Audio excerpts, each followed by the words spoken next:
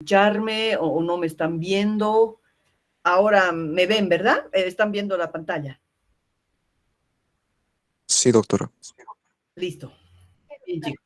Gracias. Entonces, cualquier inconveniente, por favor, me interrumpe porque de verdad que solo mirar a la pantalla y no ver a nadie es complicado. Pero bueno, vamos adelante. Entonces, esta es la...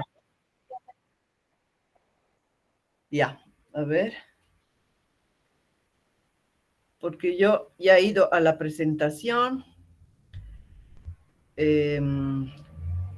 Aquí estoy con la presentación.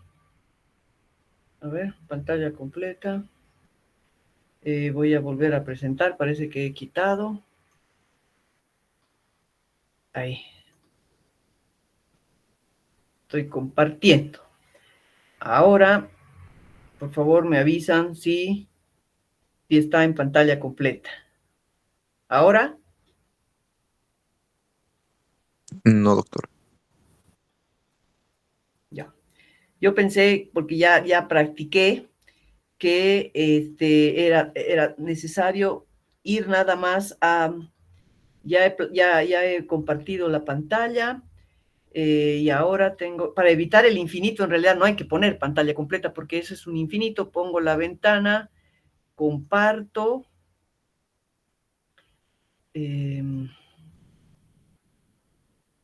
Ahí está. Y ahora para ponerla en pantalla completa, voy aquí y lo pongo en modo completo. Y nada.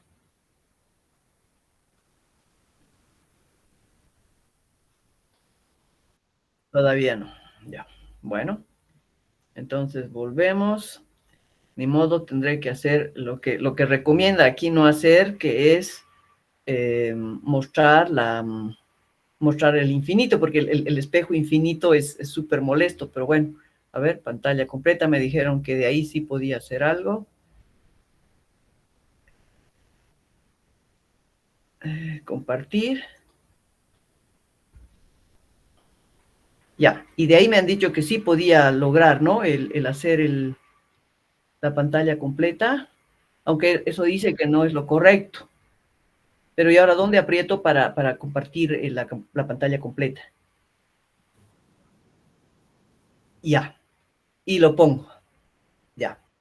Pantalla completa, doctora. ¿Y ahora? Ahora Ya sí. se ve, doctora. Ya, bueno, qué locura. No sé por qué pasa eso, pero en fin. Muy bien, chicos. Entonces, este es el segundo tema, que es un complemento un poco del primero que hemos visto de la fisiología renal, y vamos a hablar un poquito más del aclaramiento y el filtrado glomerular.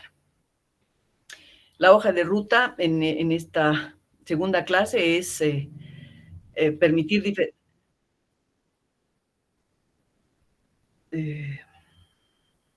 pero les cuento que yo me estoy viendo aquí. ¿Ahí tampoco? Ay, Dios, no puedo creer. A ver, espera un ratito. Ya. Ay, no sé qué acontece. He compartido la pantalla completa. Está aquí. La comparto. Voy al PowerPoint y pongo completa. Ahí aparece, pero cuando... Ahí aparece, ¿verdad? Sí, doctora. Y ahora sí paso, deja. Cambia, doctora. Es decir, está cambiando y se ve la pantalla completa, Sí, ¿no? sí, cambia de diapo, doctora, sí. Ya, muy bien. Entonces, esta hoja de ruta nos permite fijar las metas que tenemos en esta clase, que es diferenciar los métodos para determinar el filtrado glomerular, identificar marcadores endógenos y exógenos y reconocer fórmulas para estimar el índice de filtrado glomerular. Como recordatorio de la clase de ayer, ya sabemos lo que es la tasa de filtración glomerular, que es el proceso fisiológico por el que se forma un ultrafiltrado de la gran cantidad de plasma que pasa por las nefronas, mientras la sangre fluye precisamente por estos capilares, separando los productos de desecho que pasan a la orina. Entonces, ¿cuál es la aplicación clínica de esta filtración glomerular que ayer hemos visto? lo importante es que es el mejor indicador de la funcionalidad renal, de la función renal. Por eso es bueno conocer de qué se trata esto de la tasa de filtrado glomerular para poder fijar identificar la funcionalidad renal. Su evaluación es fundamental para la práctica clínica, porque ahí vamos a hablar de patologías agudas o crónicas, y también sirve para fines de investigación y en salud pública. Pero es importante recordar que en realidad la verdadera tasa de filtración glomerular es una propiedad fisiológica que no se puede medir directamente en humanos. Las fórmulas que hemos mostrado que son muy interesantes, pero si nos vamos a la práctica, esto es difícil reproducirlo. Entonces, lo que se hace es evaluarla a partir de la medición del aclaramiento de marcadores. Estos marcadores pueden ser exógenos y entonces estamos hablando de una tasa de filtración glomerular medida, esta es su abreviación, o puede ser también estimada a partir de concentraciones séricas de marcadores de filtración endógenos, como la creatinina. Y en este caso hablamos de una tasa de filtrado glomerular estimada. Entonces acá, de todos modos, la verdadera tasa de filtración glomerular la inferimos, la medimos, ya sea por la tasa de filtrado glomerular medida, que tiene que ver con productos exógenos y que en ningún momento van a reproducir totalmente la verdadera tasa de filtración, porque depende de métodos como el tipo de aclaramiento que desarrollemos, las propiedades del marcador de filtración, incluso pueden haber ensayos, errores de ensayo, e incluso la variabilidad biológica de cada uno que hace que esta tasa de filtración glomerular no sea exacta. Lo propio pasa con la tasa de filtrado glomerular estimada, donde los marcadores o el marcador por excelencia que utilizamos es la creatinina, además de la cistatina. Pero hemos visto en la previa clase que la creatinina tiene mucho que ver con el factor de secreción, de excreción o de reabsorción en los túbulos.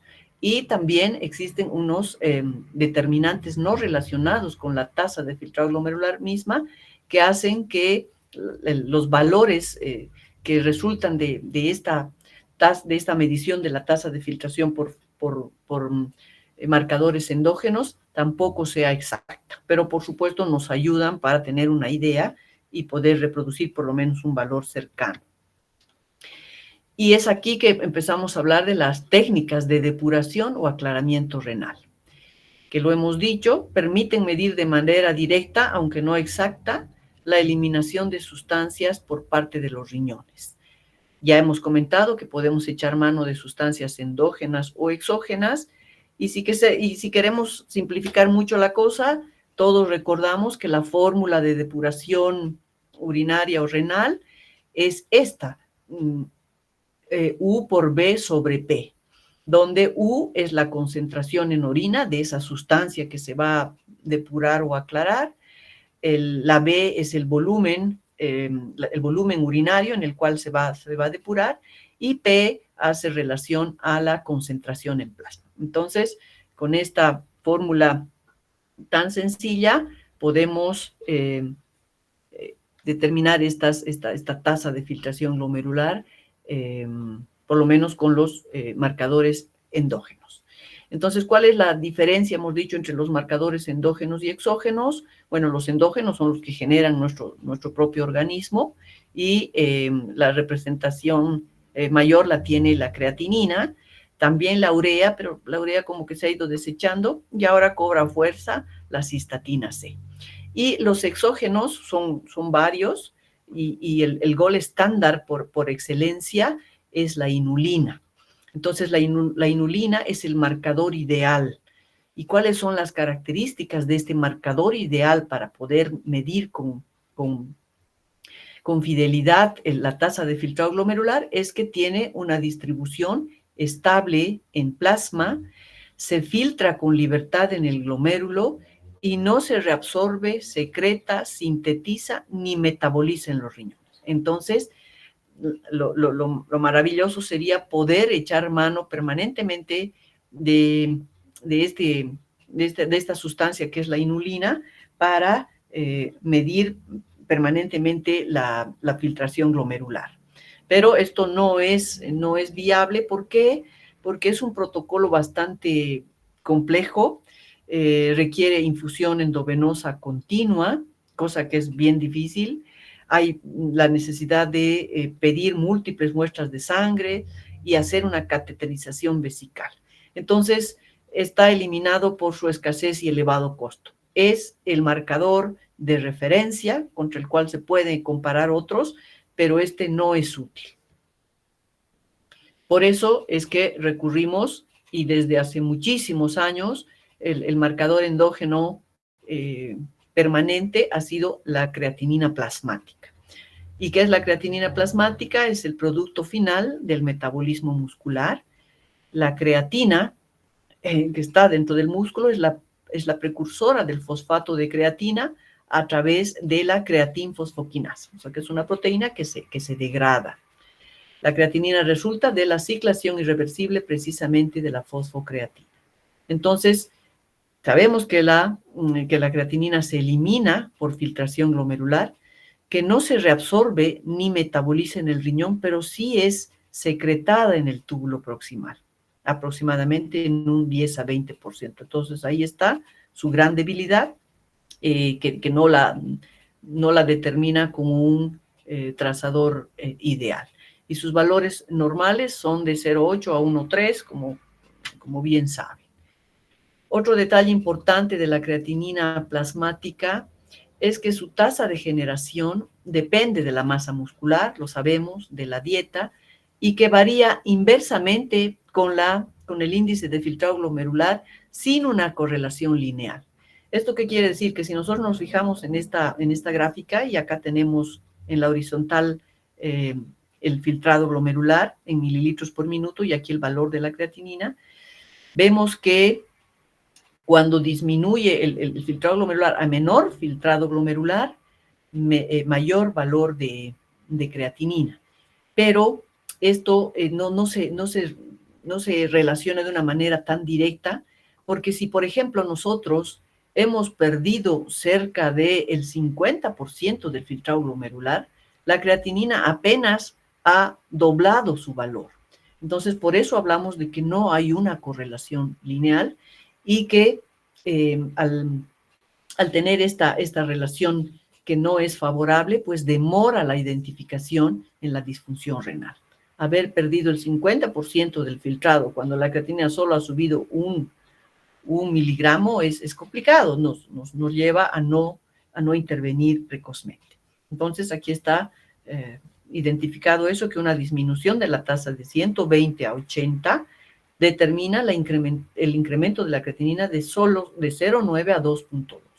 Entonces, esa es la gran debilidad de la creatinina, que tiene muchos factores que modifican su excreción y que además su correlación no es exacta ni permite una detección precoz de una falla renal. Pero obviamente nosotros no vamos a prescindir de la creatinina por ahora, y hace muchos años no lo hacemos. Aquí están los factores que influyen en la creatinina, ¿no? Y cuáles son los mecanismos. Sabemos que la edad disminuye la creatinina porque disminuye la masa muscular conforme pasan los años. El género también puede influir porque obviamente las mujeres tenemos una menor masa muscular, o sea que podemos generar menos creatinina y puede dar un resultado falso. La ingestión de carne animal también puede incrementar el efecto en la creatinina, y el mecanismo obviamente, pero es transitorio. La desnutrición disminuye la producción de creatinina por la reducción de masa, la obesidad no influye grandemente y hay medicamentos incluso que pueden incrementar el valor de creatinina por una disminución de la secreción tubular de la misma, como son la trimetoprina y la cimetidina. Y también los fibratos pueden hacer lo mismo, probablemente por otro mecanismo que es un incremento del nivel de creatinina en el músculo esquelético. Entonces, con esto lo que queremos decir es que la creatinina tiene muchos factores que modifican su concentración, que modifican su secreción, su excreción, y por eso no es un marcador fiable, pero es el más económico, el más sencillo y el inveterado factor que seguimos utilizando. Sin embargo, ha venido ahora a posicionarse de manera importante la cistatina C. La cistatina C es otra sustancia que generamos nosotros mismos, es otro marcador endógeno, es una proteína de bajo peso molecular que está sintetizada por las células nucleadas a un ritmo constante. Su producción no se altera por la inflamación, ni por la masa muscular, ni el género. Entonces, esa es su ventaja con relación a la creatinina. Se filtra libremente en el glomérulo, no tiene secreción tubular, y otro detalle importante es que sus niveles se elevan precozmente en el daño renal agudo. Así que esta cistatina ha sido motivo de infinidad de estudios, tampoco son muy recientes, ya tiene varios años, pero bueno, no todo es perfecto, eso lo sabemos, y básicamente creo que en nuestro medio nos está haciendo difícil determinarla por el problema de reactivos, de costos, y por ahora no podemos hablar de cistatina C, por lo menos en el Hospital Viedma. Pero aquí, de manera comparativa, lo que se quiere mostrar es que hay determinantes no relacionados con la tasa de filtrado glomerular que pueden afectar la generación de estos biomarcadores. Ya lo hemos dicho y hay que tenerlo en cuenta que la creatinina tiene que ver con la raza o la etnia. Los extremos de la masa corporal, hemos visto que en general más los desnutridos, ¿no? O los muy musculosos, no necesariamente los obesos, sino los muy musculosos, porque ahí se secreta la creatina. Los extremos del tamaño corporal también, los muy pequeños, los muy grandes, en ellos hay que pensar que todavía puede haber una mayor variabilidad con el valor de creatinina. La dieta y el estado nutricional, aquellos que consumen gran cantidad de proteínas, sobre todo los que van a hacer, los que hacen fisiculturismo y son muy aficionados a consumir suplementos de creatina. Esto puede falsamente elevar la creatinina en sangre, y también, obviamente, aquellas enfermedades que desgastan los músculos. También se ha hablado de la ingesta de carne animal, que puede falsamente reproducir valores mayores en la creatinina. La cistatina C, que hemos dicho que no se afecta básicamente por estos factores que condicionan variación en la creatinina, tiene otros, o que son menos llamativos, pero algún paciente que tenga trastorno de la función tiroidea también puede tener alterada la cistatina C, luego sus valores pueden no ser muy fidedignos. La administración de corticoides u otros factores hipotéticos que han sido estudiados en gente, ¿no? En estudios epidemiológicos, como son, por ejemplo, el fumar, la adiposidad, la inflamación, la diabetes mellitus. Entonces, tampoco está exenta de factores externos que pueden modificar su valor como determinante de la tasa de filtrado glomerular, pero parece que son menos comunes estos factores que la creatinina. Entonces, esto pues nos lleva a pensar que la cistatina se está incorporando y cada vez más como un marcador endógeno de la función renal junto a la creatinina. Y de esas mediciones que hemos hablado con estos marcadores endógenos, pasamos también a otra manera de medir la función renal, el aclaramiento, la tasa de filtración glomerular, que son las ecuaciones.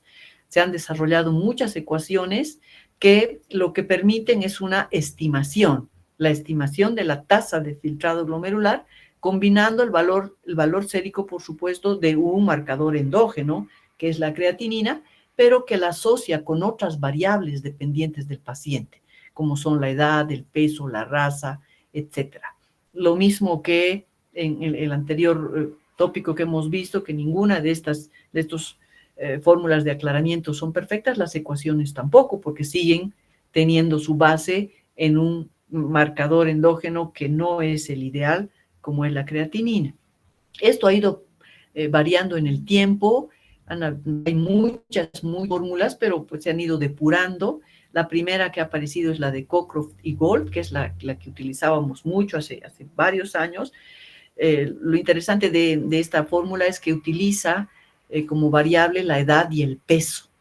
Entonces, esta variable peso, pues lo que determinaba era que sobreestime la tasa de filtración glomerular en obesos y en pacientes con edema, salvo que se tomara en cuenta el peso magro. Lo mismo, subestimaba la tasa de filtrado glomerular en ancianos y no considera la eliminación extrarrenal, intestinal que se puede dar en algunos casos o la secreción tubular. O sea que es una fórmula que tenía mucho sesgo. Por eso prácticamente está cayendo en desuso. Ya no recurrimos a ella por todo lo que hemos mencionado. Otra ecuación que tomó fuerza fue la ecuación MDRD, desarrollada en 1999, donde se toman otro tipo de variables, o bueno, se suman variables, ¿no? También se habla de la edad, se habla del género y se hablan de algunos factores, ¿no? de conversión o que se utilizan, además de la albúmina. Luego se trató de sintetizarla un poco con esta otra fórmula, que es difícil de recordar, por supuesto, pero que sí figura en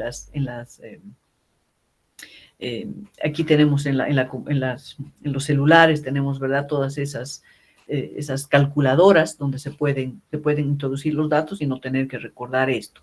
Pero lo importante en esta ecuación es que estima la tasa de filtrado glomerular ajustado a la superficie corporal y que no se modifica por la edad ni por el Body Mass Index. O sea que esto es como una ventaja por encima de la Cockcroft y Gold. Y fue su uso muy extendido en estudios de rastrillaje en salud pública. Pero tampoco es la perfecta, porque sus limitaciones lo demostraban así, que ha sido desarrollada exclusivamente para pacientes con ERC. Entonces, tenía un menor rendimiento en los pacientes que tenían una tasa de filtrado glomerular normal. También en estas ecuaciones que desarrollaron, pues excluía a los menores de 18 mayores de 70, o sea, disminuía la población a la que era aplicable, ¿no? Igualmente a los diabéticos, embarazadas y trasplantados. Y luego apareció la ecuación seca de EPI, siempre con el afán de ir mejorando, de ir haciendo más exactas estas fórmulas, que fue desarrollado por un grupo colaborativo de este CKD, el 2009. Todas las creatininas, para empezar, ellos quisieron hacerlas con un método enzimático. ¿Para qué? Para estandarizar la medición del valor de creatinina, que siempre sigue siendo la base en estas ecuaciones. Se comparó con el aclaramiento de iotalamato, que es un marcador exógeno, con buena correlación. Ahorita la vamos a ver. Y se pudo aplicar a tasas de filtrado glomerular de mayor y menor a 60 mililitros por minuto. Entonces, aquí las ventajas con respecto a MDRD, amplía la población a la que se aplica, ya tiene un método estandarizado para medir la creatinina y se hace una comparación con un marcador que también es muy bueno, como el de la inulina, el iotalamato. Igualmente, su gran limitación es que no tenía un rendimiento muy efectivo en la población geriátrica. Entonces, otro problema, sabemos que la población geriátrica tiene sus propias características, entonces no los podemos meter en la bolsa de los adultos jóvenes. Y esta es la correlación que nos muestra al relacionar la fórmula de seca de EPI con el aclaramiento de iotalamato, ¿no? Que es una técnica de depuración exógena.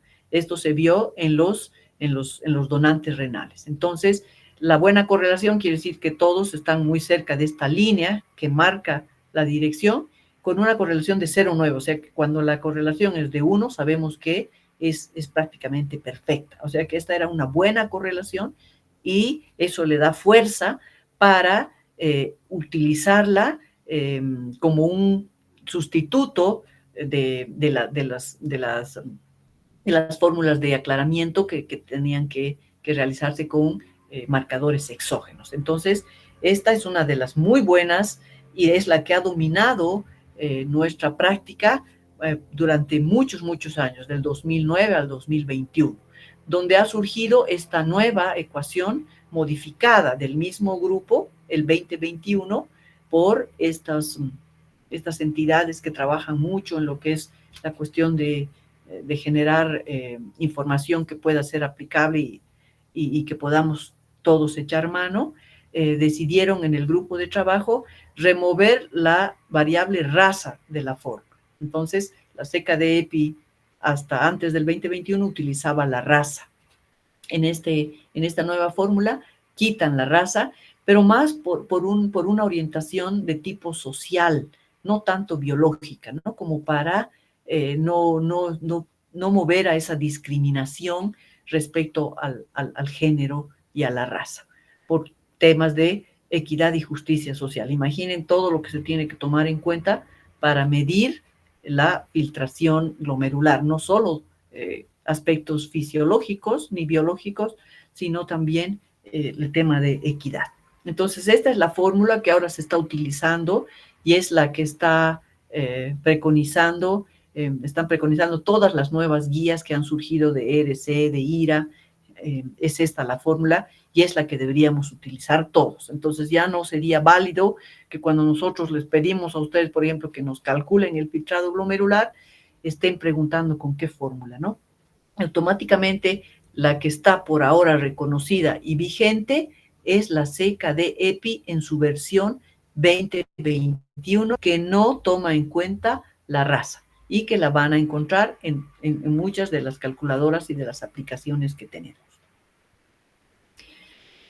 ¿En qué pacientes no son útiles las fórmulas? Eso sí hay que tenerlo también muy claro, porque parece muy cómodo que nosotros ya tenemos una creatinina y hacemos el cálculo de la filtración glomerular con las fórmulas. Pero hay que considerar que no en todos podríamos fiarnos únicamente de las fórmulas. En pacientes que tienen edades extremas, ya lo hemos dicho, los niños también, la población infantil tiene sus propias características, lo mismo que la gente de la tercera edad. Aquellos pacientes que están muy desnutridos u obesos en el extremo del peso, aquellos pacientes que tienen como costumbre una dieta vegetariana, también hay que tomar en cuenta que no va a ser reproducible por completo la fórmula, aquellos que tienen algún problema de paraplegia o cuadriplegia, aquellos que tienen enfermedades musculoesqueléticas, que va a consumir el músculo, cambios rápidos en la función renal, tampoco nos sirven mucho las fórmulas porque están diseñadas para un valor de creatinina estable en el tiempo, es decir, para un paciente que no tiene un daño que varía de un momento a otro, sino es una situación constante. Y para la evaluación de donantes renales también nos puede servir inicialmente para tener una idea de cuánto tienen de filtrado y así ver si podrían ser donantes, pero luego tiene que ser seguida de la medición de la tasa de filtrado glomerular con otra fórmula de aclaramiento, ya sea con sustancias exógenas. Y también si queremos ser exquisitos en la administración de medicamentos que tienen alta toxicidad renal, a lo mejor estas fórmulas no sean las preferidas para medir la tasa de filtración y por ende modificar la dosis. También está de moda, es algo que por ejemplo tenemos ahora un residente de nefrología, la primera camada de residentes de nefrología que se están formando aquí en Cochabamba, pero en una clínica particular, que es la Clínica Los Ángeles. Entonces, está rotando con nosotros ese residente que ya está en tercer año y vino muy aficionado a la tasa de filtración glomerular cinética. ¿Por qué es importante esta tasa de filtración glomerular cinética? Porque precisamente está diseñada para casos de injuria renal aguda, donde sabemos que la creatinina en ningún momento es un valor estable, sino que está constantemente variando, porque el paciente está con un daño renal agudo reciente, ¿no? No es para pacientes con daño renal crónico, y que nosotros solemos medir incluso para los pacientes con AQI, le estamos haciendo el cálculo con la tasa de filtrado glomerular por la fórmula seca de EPI. Entonces tendríamos que replantearnos que para este grupo de pacientes estaría recomendada la utilización de la tasa de filtración glomerular cinética. Representa mejor la función renal en estos casos, pero siempre y cuando que los pacientes no estén con vasoactivos ni diuréticos, situación que en los pacientes críticos es bien difícil de encontrar, ¿no? La mayoría están tan delicados que están utilizando estos dos medicamentos. Y sí puede ayudar en la predicción de eventos adversos, es decir, cómo va esa creatinina y si el paciente sigue progresando y a lo mejor va a necesitar también apoyo dialítico. Esta tasa de filtración glomerular cinética la he encontrado en esta calculadora, no en todos. Yo tengo algunas otras, pero el QMD Calculate, ahí la he encontrado. Entonces, tiene varios estudios a favor, no ha sido plenamente validada, pero creo que podríamos tenerla en cuenta para la gran cantidad de pacientes con injuria renal aguda que por lo menos en el Hospital Viedma vemos. ¿Hay nuevos avances en la medición de la tasa de filtrado glomerular? Por supuesto, porque ya se ha dicho que no hay la fórmula perfecta ni la tasa de aclaramiento con sustancias exógenas perfectas. Entonces, algo de eso les comento. Esto no sé cómo andará ahora, habría que ver, pero hay la posibilidad de un inyectable fluorescente visible que está compuesto por derivados de la rodamina y de extranos fluorescentes que después de una única inyección de este compuesto se podría medir el volumen plasmático y la tasa de filtrado glomerular con 3 muestras de sangre en 3 horas, que parece que fuera mucho más sencilla que las otras que hemos mencionado con inulina, por ejemplo. Pero precisa todavía reproducibilidad en otro tipo de población del que han sido estudiados y validaciones clínicas. También están los compuestos fluorescentes que se pueden detectar a través de la piel. El compuesto se inyecta en el paciente y es eliminado exclusivamente por filtración glomerular sin necesidad de muestras de sangre. Entonces, van produciéndose avances porque lo que queremos es en algún momento contar con la mejor fórmula o la mejor manera de reproducir la tasa de filtración glomerular para poder determinar cómo va la función renal. Pero esto está todavía en desarrollo. Muy bien, y entonces si queremos ir terminando y siempre tratando de buscar la parte práctica de todo lo que les he dicho, las normas CADIGO, que son las que están también desarrollándose permanentemente y ahora son las que marcan la conducta del manejo en los pacientes renales, tanto en el 2012 como en el 2023, recomiendan emplear la tasa de filtrado glomerular estimada, ¿no? Hemos dicho la estimada es a partir de marcadores endógenos, como una prueba inicial para la evaluación y manejo de la ERC.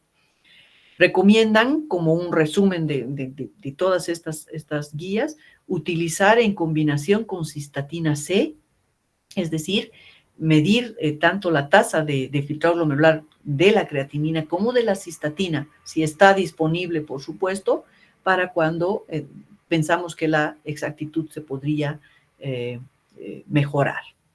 Y si aún así con estos dos marcadores endógenos tenemos dudas, entonces tendríamos que recurrir a los marcadores exógenos, ¿no? Hemos dicho que la inulina no es viable, pero está el iotalamato, que es un marcador que se podría también medir, y seguramente aquí van a entrar en rigor todos estos fluorados que hemos visto. Y otra herramienta que también ya la habíamos dejado de lado, aunque fue la que inicialmente se manejaba, que es el aclaramiento de creatinina, ¿no? De donde sale la famosa fórmula que les dije, U por B sobre P.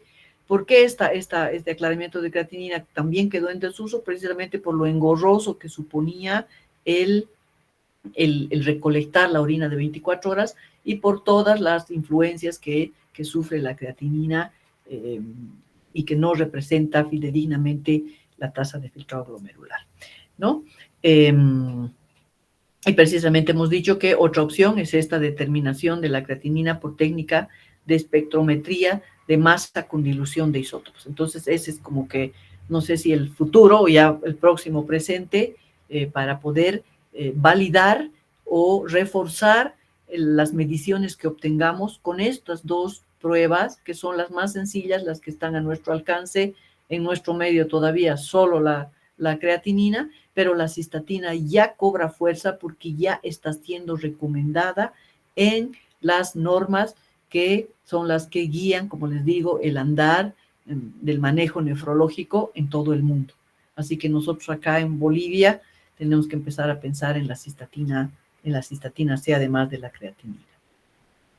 Y bien, entonces esta clase va a ser mucho más corta que la de ayer. Algunas son cortas, otras son más largas. Entonces, en la práctica clínica, ¿cómo evaluamos la tasa de filtrado glomerular? Entonces, el paciente que precisa valoración de la tasa de filtrado glomerular en realidad es todo paciente, ¿no? Aquí la recomendación es que si ustedes tienen un valor de creatinina, ustedes han pedido una creatinina en un paciente, si no le hacen el cálculo de la tasa de filtrado glomerular, la valoración va a ser totalmente incompleta. Entonces, ahora la recomendación, grado 1A de evidencia, es que la evaluación de un paciente con problema renal al que se le pide creatinina debe complementarse necesariamente con el cálculo de la tasa de filtración glomerular. En principio, ya hemos dicho, con las fórmulas, ¿no? Es decir, estimamos la tasa de filtrado glomerular empleando la ecuación seca de EPI. Entonces, es esta la que está vigente ahora, por favor, en las rotaciones que están haciendo por nefro, pues no hay lugar ya a hacer la pregunta de con qué fórmula. La que está vigente hoy por hoy es la seca de EPI para hacer el cálculo de la tasa de filtrado glomerular, que está basada en creatinina. Si esta fórmula requiere confirmación, que vamos a ver ahorita cuáles son las causas que los llevarían a pensar en realidad vamos a recordar, ¿no? Cuáles son las causas que nos llevarían a buscar reforzar o pedir otra prueba para confirmar esta tasa de filtrado glomerular. Si esto requiere la confirmación, entonces lo que sugiere las normas CADIGO es que tenemos que estimar la tasa de filtrado glomerular por seca de EPI creatinina con cistatina C. Entonces deberíamos sumar a la tasa de filtrado glomerular seca de EPI en base a creatinina la cistatina C, que infelizmente, que yo sepa, creo que en nuestro medio no existe, por lo menos en el hospital bien más seguro que no, o si no nos piden que deberíamos recurrir a la antigua que ya habíamos abandonado, que es la recolección de orina de 24 horas, ¿no? De creatinina, el aclaramiento de creatinina de 24 horas, o finalmente, si es que se cuenta con estos marcadores exógenos, que yo por lo menos conocí, creo, el IOXOL, que lo hacían en la Argentina, pero era una práctica pues que incluso durante la residencia que estaba realizando dejó de hacerse, que son bastante engorrosas, pero no dejan de recomendar cuando necesitamos fuertemente confirmar lo que hemos obtenido por las fórmulas. Pero en general, en una evaluación inicial, pues creo que no haría falta más que echar mano de la fórmula seca de EPI en base a la creatinina. Y próximamente, espero muy pronto, contar con la cistatina. ¿Y cuáles son estas situaciones en las que la tasa de filtrado glomerular basada en creatinina requiere confirmación? Es nada más recordar lo que ya hemos dicho, aquellos que pensamos que puede haber una alteración en la secreción endógena de creatinina, incluso la misma falla renal, ya con algún grado de avance puede generar una mayor secreción de creatinina. En aquellos pacientes que son muy musculosos, también tenemos que confirmar, o aquellos que están muy consumidos, como por ejemplo los pacientes que son hepatópatas, ¿no? Que están tan desnutridos, en ellos probablemente vamos a obtener resultados falsamente normales, porque no tienen masa muscular, no tienen creatinina para generar. Igualmente, cuando hay una alteración en la secreción exógena de creatinina, porque hemos tenido una dieta muy alta en contenido de proteína animal, o lo propio con los pacientes vegetarianos. Aquellos pacientes que tienen una tasa de filtrado glomerular estimada entre 45 a 90, sin evidencia de otra alteración renal, porque están en un nivel que, bueno, algunos son mayores de 60 mililitros y otros menores, estamos hablando de un rango mayor, que acá puede ser que necesitemos buscar otra manera de medir la tasa de filtrado. Y también tenemos que ser muy responsables, sobre todo con los donantes. Con los donantes que van a desprenderse de un riñón, entonces la tasa de filtrado glomerular estimada parece que no es suficiente para poder decir que sí es donante. ¿Cuál es la tasa de filtrado glomerular que permite que uno sea donante? Eso ha ido variando en el tiempo. Clásicamente era de 80 mililitros por minuto, pero en las últimas guías que han salido hace un par de años ya se habla de 90 mililitros como mínimo que debería tener la persona que quiere donar. Entonces, si esto lo logramos con una tasa de filtrado estimada, parece que no es suficiente y tenemos que recurrir probablemente al aclaramiento de creatinina, o lo que se utiliza mucho acá, que es la gammagrafía renal.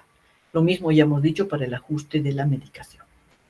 Muy bien, entonces, los puntos importantes para recordar en esta segunda clase que tiene que ver con esto de la tasa de filtrado glomerular ajustado, adaptado a la práctica, que es, aquí me ha faltado, es el mejor marcador de la función renal. Entonces, por eso es importante medirla, porque es un muy buen marcador de la función renal, que se puede evaluar a partir de marcadores endógenos, que son los que más utilizamos, pero también están los exógenos, que parecen ser los más exactos, pero los más difíciles de reproducir.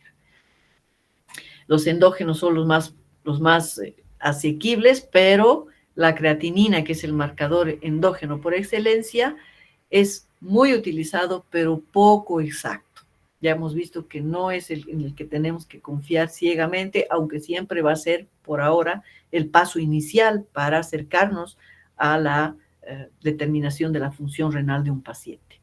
La fórmula seca de EPI, la 2021, para estimar la tasa de filtrado glomerular, tiene una buena correlación con los marcadores de referencia. Entonces, por ahora, es la que tenemos que utilizar como primera medida en cuanto tengamos una creatinina del paciente.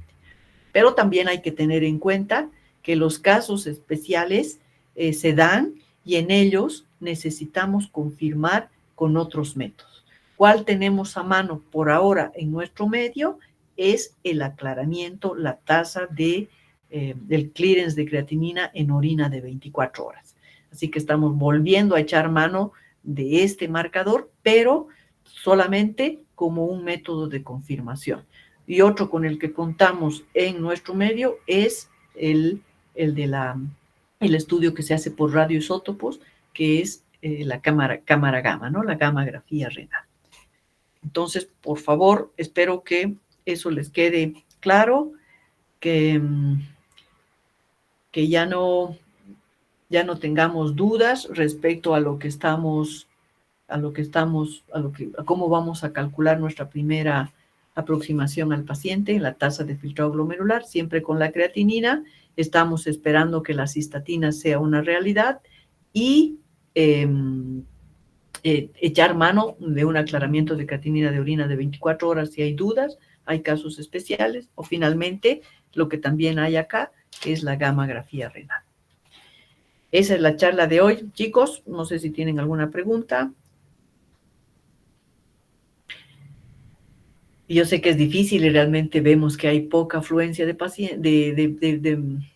alumnos, pero bueno, esto no sé cómo lo vamos a solucionar y me va a encantar ver si va a ir más gente a las clases presenciales, en cuyo caso probablemente nos tengamos que replantear volver a vernos las caras, porque así pues sabemos quiénes están, ¿no? Aquí yo también veo cuántos son, pero ciertamente puede ser que esto se mejore si es que van a la presencialidad. Eso ya lo sabremos en las próximas presentaciones de los otros nefrólogos.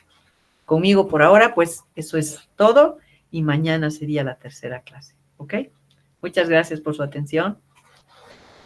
Hasta luego, doctora. Hasta Hasta luego, doctora. luego. Muchas gracias. Hasta luego a ustedes. Hasta luego.